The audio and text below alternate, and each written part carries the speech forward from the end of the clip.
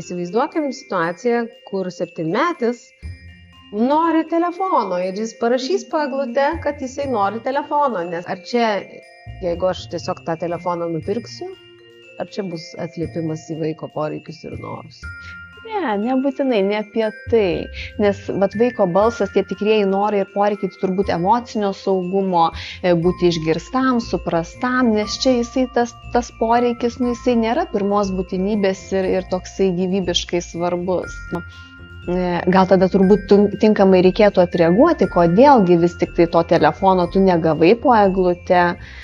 Tokie turbūt argumentai turėtų būti, bet kad girdėjo, kad nežinau, jeigu tai seniui Šalčiui buvo rašomas laiškas, tai kad senelis Šaltis štai va tokius argumentus, kad tikrai stengiasi, ieškojo, nežinau, dėl vienokių kitokių priežasčių nepavyko nupirkti būtent tau šitos dovanos. Bet kad tai nebūtų gal praignoruota, kažkaip negirdėta, tai gal ar kalėdų seniui laiško rašymo etape reikia tėvams įkišti.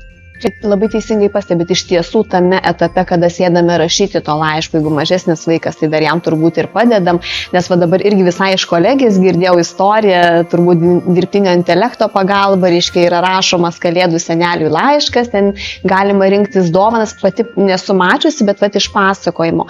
Ir ten kolegė pastebi, kaip sako, gražiai yra sudėliota, yra ir pastraipa, kad taip, viską jau kalėdų senis atrašo laišką, reiškia tam vaikui, kad ačiū, gavau, labai įdėmiai perskaičiau, viską renku kiek galėdamas, tikrai dovanų tu gausi, tik neprižadu, kad viską, ką surašei. Tai labai puikiai tame etape galima ir reikėtų turbūt, kad vaikas nesijaustų nusivylęs, neišgirstas, kažkaip neatlieptas ir kad tą kalėdų stebuklą ir džiaugsmą patirtų.